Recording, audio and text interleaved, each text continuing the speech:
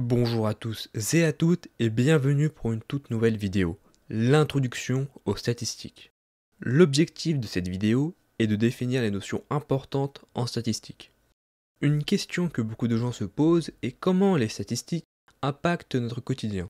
Vous avez tous déjà pris un médicament une fois dans votre vie, mais comment prouve-t-on qu'un médicament soit réellement efficace? Prenons un exemple. Des chercheurs inventent un nouveau médicament pour lutter contre les maux de tête. Ce médicament se nomme le Dolitet.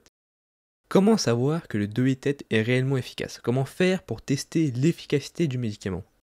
L'idée est de prendre un groupe de personnes qui souffrent de maux de tête. Dans notre cas, j'ai pris un groupe de 50 personnes qui souffrent de maux de tête, que je vais diviser en deux groupes de 25. Le premier groupe recevra le médicament Dolitet, tandis que le second groupe recevra lui un médicament placebo. Mais vous devez vous demander, qu'est-ce qu'un médicament placebo? Un médicament placebo est un médicament qui est parfaitement similaire au médicament actif, ici c'est celui qu'on teste, c'est-à-dire le Dolitet, sans ses principes actifs. C'est-à-dire que le médicament placebo est similaire en apparence au médicament actif, cependant le médicament placebo lui est constitué de sucre ou d'amidon. Le but est de faire croire au patient qu'il a pris un médicament. Pourquoi faire croire au patient qu'il a pris un médicament? Les chercheurs ont remarqué que la prise d'un médicament peut avoir un effet psychologique bénéfique sur le patient. Pour faire plus simple, si Monsieur Jean souffre de maux de tête et qu'on lui prescrit un médicament placebo, cela peut soulager ses maux de tête. Son cerveau, pensant que c'est un vrai médicament, va sécréter des endorphines, notamment les hormones du plaisir et du soulagement, ce qui va atténuer la douleur ou soigner ses maux de tête.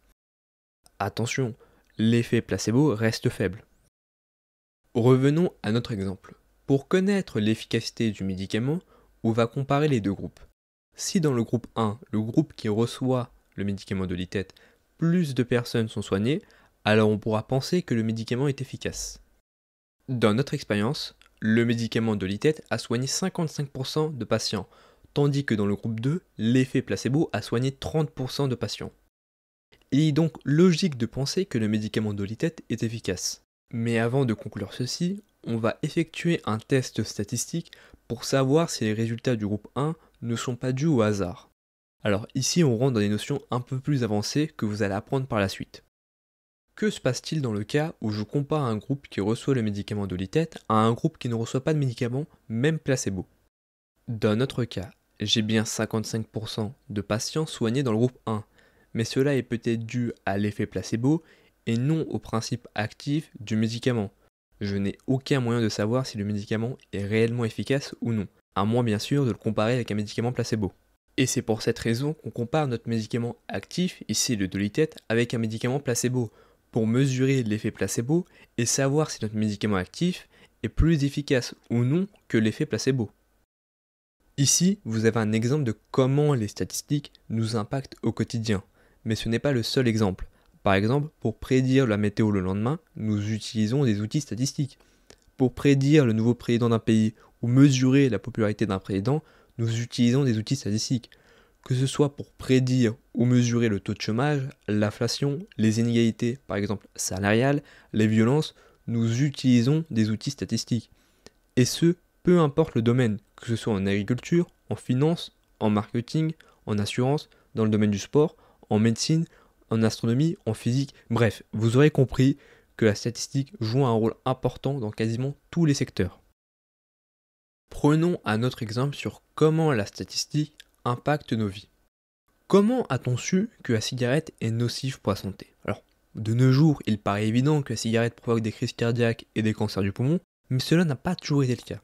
Pour répondre à cette question, il faut un peu remonter dans le temps. Au XVIe siècle, pour être plus précis, quand le tabac arrive en Europe, ramené par les conquistadors. Le tabac a eu très vite un fort succès dans toute l'Europe. Alors on pouvait soit le mastiquer, on parle plutôt de tabac à chiquer, ou soit le fumer avec une pipe ou un cigare. Et c'était aux alentours de 1830 que la cigarette a été inventée. Les premières cigarettes ont été produites en Espagne, on appelait ça le cigarillo, qui vient du mot cigara, qui signifie la cigale. Car on considérait que la cigarette avait la même forme que la cigale et aussi la même taille. Et très rapidement, la cigarette devient la principale façon de consommer du tabac. Durant les deux guerres mondiales, la consommation de cigarettes a explosé. La consommation s'est généralisée auprès des femmes, mais elle a aussi augmenté auprès des soldats. Et à ce moment-là, personne ne se doutait que la consommation de tabac pouvait être néfaste pour la santé, ni les États, ni même les médecins. Il a fallu attendre 1950 pour qu'une étude scientifique puisse faire une association entre le tabagisme et le cancer du poumon. L'étude s'intitule Smoking and Carcinoma of the Lung, qui signifie tabagisme et cancer du poumon, qui est une étude publiée par Richard Doll et Austin Bradford Head, qui étaient deux épidémiologistes et statisticiens. Les deux scientifiques ont remarqué une forte augmentation des cancers du poumon au sein de la population anglaise, et qui était corrélée avec la consommation de cigarettes en Angleterre. C'est-à-dire, plus les Anglais fumaient, plus le nombre de cancers du poumon augmentait. Mais attention, une simple corrélation n'est pas causalité, et ceci n'est pas suffisant pour affirmer que la cigarette provoque le cancer du poumon. Mais ceci a permis à d'autres chercheurs, en lisant cette étude, de faire leurs propres expériences en analysant les substances que contenait la cigarette. Ils ont par la suite testé ces substances sur des animaux, ce qui nous a permis de savoir que le tabagisme provoque des cancers du poumon, des crises cardiaques et ainsi que d'autres maladies. Tout cela grâce aux outils statistiques. De nos jours, le tabagisme est responsable de plus de 8 millions de morts chaque année. Alors une question intéressante est pourquoi cela a pris autant de temps d'établir un lien entre la consommation de tabac et le cancer du poumon? Alors il y a plusieurs raisons à cela, mais la principale est que l'histoire des outils statistiques est un domaine très récent. Cependant, l'histoire des statistiques est très vieille. Cela date des premières structures sociales et les premiers textes écrits retrouvés sont des recensements du bétail et de transactions, et cela remonte au XVIIIe siècle avant Jésus-Christ. Mais c'est bien plus tard, au XVIIIe siècle après Jésus-Christ, qu'on va commencer à développer des outils statistiques dans le but prévisionnel des statistiques, c'est-à-dire la statistique moderne. Une question intéressante, c'est d'où vient le mot statistique? C'est au XVIIIe siècle que l'économiste allemand Gottfried Ahrensvall invente le mot statistique, qui est dérivé de l'italien statista, qui signifie homme d'État. Car pour l'économiste allemand, la statistique représente l'ensemble des connaissances que doit posséder un homme d'État. La première utilisation des outils statistiques remonte au XVIIIe siècle. C'est là où la première série de données liées à la population a été collectée.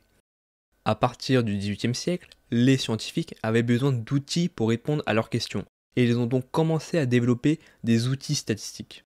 Par exemple, le coefficient de corrélation a été développé par un anthropologue britannique, Francis Galton, qui a vécu au XIXe siècle. L'anthropologie est l'étude de l'être humain et des groupes humains sous tous leurs aspects, à la fois physiques et culturels. Et Francis Galton était intéressé par la nature de l'intelligence humaine. Il pensait que la perte de cheveux était liée à l'énergie intense qu'il faut pour penser ou réfléchir. Pour répondre à cette question, il a inventé un outil statistique qui est le coefficient de corrélation, qui permet de déterminer la relation entre la perte de cheveux et l'énergie intense qu'il faut pour réfléchir. Alors, vous vous en doutez, son expérience n'était pas une grande réussite. Le coefficient de corrélation a été ensuite perfectionné par un des disciples de Galton qui s'appelle Karl Pearson, qui est un mathématicien et considéré comme un des fondateurs de la statistique moderne, tandis que Galton était lui considéré comme le fondateur de l'eugénisme. Voici un exemple de comment les outils statistiques ont été développés. Les scientifiques avaient besoin de réponses à leurs questions, ils ont donc inventé des outils statistiques. C'est donc via l'agriculture, l'astronomie, la politique, les sciences sociales, la médecine, l'économie que les outils statistiques se sont développés. Et c'est au début du XXe siècle que les premiers tests statistiques ont été développés. Grâce au développement des ordinateurs, aujourd'hui n'importe qui peut utiliser les outils statistiques. Les ordinateurs permettent de stocker des données et d'analyser des données en un claquement de doigts. Mais comment utilise-t-on la statistique de nos jours? Alors, l'utilisation de la statistique a un petit peu changé entre temps. Pour comprendre cela, il faut comprendre la notion de données ou de data en anglais. Qu'est-ce qu'une donnée? Une donnée est une information sous forme numérique qui a été collectée. Prenons un exemple. Quand vous vous inscrivez sur un site, par exemple YouTube, vous devez renseigner votre nom, votre prénom et votre âge. YouTube va donc récolter votre nom, votre prénom et votre âge. Bon, disons ici que je m'appelle Julien Escati et j'ai 27 ans. Ici, Julien Escati, 27 sont des données. YouTube va par la suite stocker ces données dans une base de données. Elle va stocker ces données généralement dans un fichier CSV, qui est l'acronyme pour Comma Separated Values, qui signifie valeur séparée par une virgule. C'est un fichier qui regroupe des données. Le fichier CSV est un registre numérique où on écrit toutes les valeurs, toutes nos données. À l'époque, on marquait les noms et les prénoms dans des registres. Maintenant, ceci a un petit peu changé. On marque sur un fichier numérique, ce qui est un gain de temps considérable. Allons voir de plus près le fichier CSV. Ici, on remarque que sur le tableau, il y a écrit nom, prénom, âge en haut. Alors, nom, prénom, âge, ce sont des variables. Vous devez vous dire, qu'est-ce qu'une variable ? Une variable est une qualité ou une quantité définie sur une population et qui est susceptible de varier d'un individu à l'autre. Pour faire plus simple, vous avez tous un nom, un prénom et un âge. Mais cela est différent d'un individu à un autre. Vous n'avez pas le même prénom que votre voisin. Ici, le nom et le prénom sont une qualité et ils varient d'un individu à l'autre. En revanche, l'âge est lui une variable de quantité car il exprime une quantité. Au premier abord, vous devez vous dire quel est le rapport avec la statistique. Mais c'est comme ça que la statistique est utilisée de nos jours, grâce à ce fichier CSV, mais il existe d'autres formats que le CSV, par exemple le fichier Excel. Nous avons regroupé nos données dans un même endroit et qu'on va par la suite utiliser via des logiciels ou des langages de programmation pour analyser ces données. Il faut comprendre que nos données sont récupérées partout. Quand vous faites une recherche Google, votre phrase a été enregistrée. À partir du moment où vous entrez des informations sur Internet, vos données sont récupérées. On peut savoir par exemple le nombre de temps que vous restez sur une page web et on peut même avoir accès à votre micro. Internet collecte vos données constamment et ceci crée des bases de données immenses qui peuvent contenir des milliards et des milliards de données. C'est ce qu'on appelle le big data. Quels sont les logiciels et les langages de programmation les plus utilisés ? Il y a SAS, SPSS, R et Python, et sachant que Python est le langage de programmation le plus utilisé dans le monde. On a beaucoup parlé de statistiques, mais pour l'instant nous ne l'avons pas défini. Alors la statistique est un ensemble d'outils qui sert à collecter, organiser, analyser et prédire des données. Voyez la statistique comme une boîte à outils qui permet de répondre à des problèmes et de prendre les meilleures décisions possibles. Maintenant que vous savez ce qu'est la statistique, on va apprendre les notions un peu plus avancées. Qu'est-ce que la statistique descriptive ? La statistique descriptive regroupe l'ensemble des outils pour décrire les données, que ce soit via des calculs qui décrivent les données ou des représentations graphiques. Un exemple des outils de la statistique descriptive est la moyenne. Parlons maintenant de la notion la plus importante en statistique qui est la statistique inférentielle. Qu'est-ce que la statistique inférentielle ? Avant de donner une définition, prenons quelques exemples. Imaginons, je veux connaître le salaire moyen des Français. Pour cela, il me faut le salaire de chaque Français. Il y a 30 millions d'habitants qui perçoivent un salaire. Je risque donc de passer ma vie à demander le salaire de chaque habitant. Mais est-il possible de quand même connaître le salaire moyen des Français ? Et c'est là où la statistique inférentielle rentre en jeu. Si je demande à 100 Français dans la rue combien gagnent-ils par mois ? Parmi les 100 personnes, la moyenne est de 2 000 €. Je vais donc conclure que le salaire moyen des Français est d'environ 2 000 €. Et c'est ce qu'on appelle la statistique inférentielle. Inférer signifie conclure.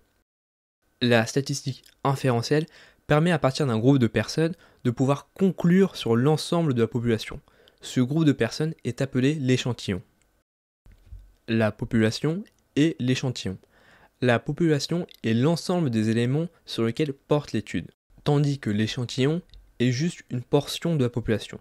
Dans l'exemple précédent, les 30 millions de Français qui percevaient un salaire étaient la population, tandis que les 100 personnes qu'on a interrogées étaient l'échantillon. Prenons un autre exemple. Disons que je travaille dans le service marketing et nous allons lancer une nouvelle marque de chips. Mais on hésite sur le nom, on a plusieurs noms. On a Maize, Pringles et Mostos. Comment savoir quel est le nom le plus adapté ? Quelle est l'appellation la plus appréciée ? Quelle est la marque préférée des consommateurs ? Pour cela, je vais prendre un échantillon, un groupe de personnes qui mangent des chips, qui vont représenter la population entière qui mange des chips. L'échantillon me dit que le nom Pringles est la meilleure appellation. À partir de quelques personnes, je peux extrapoler ces informations sur l'ensemble de la population. Je vais donc choisir le nom Pringles car c'est celui qui est censé le plus plaire à la population. Voici un exemple typique d'inférentiel statistique. Il est compliqué de connaître la population entière, cela prend du temps et beaucoup d'argent. C'est pour cela qu'on préfère utiliser un échantillon, ce qui nous permet de gagner du temps et de l'argent.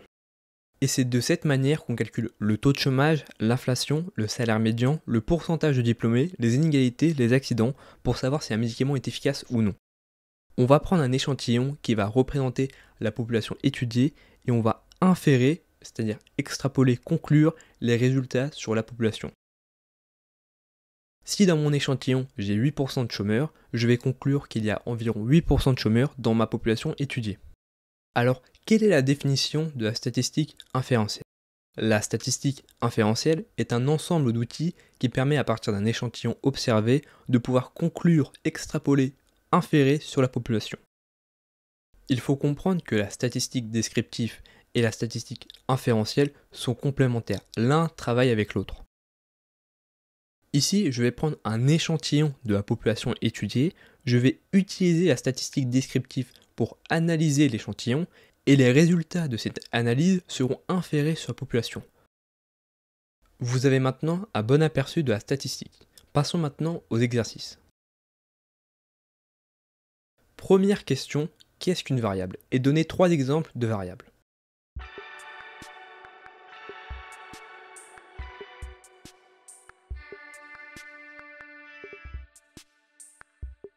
Alors, une variable est une quantité ou une qualité définie sur une population et qui est susceptible de varier d'un individu à l'autre. Par exemple, l'âge, le nom, le prénom, votre couleur préférée, le métier que vous exercez, le salaire que vous percevez sont toutes des variables. Question numéro 2. Qu'est-ce qu'une donnée?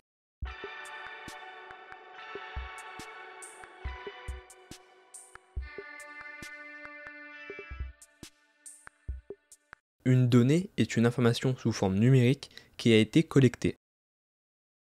Question numéro 3. Quelle est la différence entre une donnée et une variable?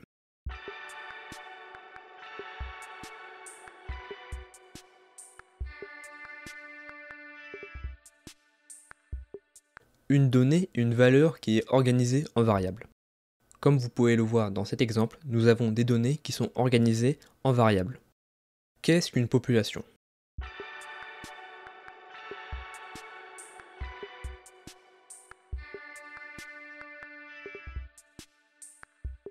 Une population est l'ensemble des éléments sur lesquels porte l'étude.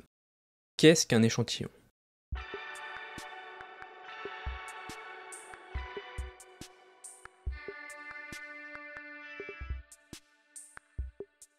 Un échantillon est une portion de la population. Définissez la statistique.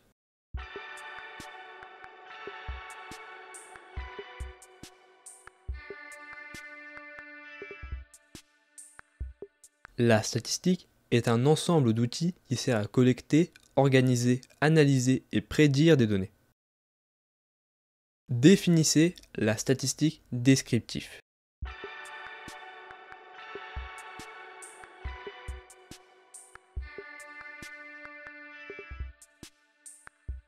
La statistique descriptive regroupe l'ensemble des outils pour décrire les données. Définissez la statistique inférentielle et donnez un exemple.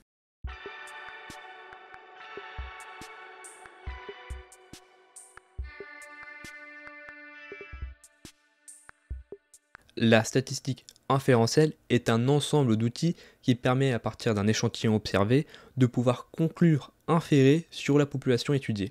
Par exemple, pour calculer le taux de chômage, nous utilisons la statistique inférentielle. Et ceci est pareil pour calculer l'inflation, le salaire médian.